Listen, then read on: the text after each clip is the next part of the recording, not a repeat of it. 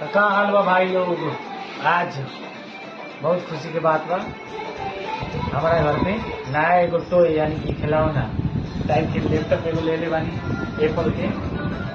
और देखी शुरुआत के लिए बानी पूजा पाठ करके कौन दिया के जाना चुनारी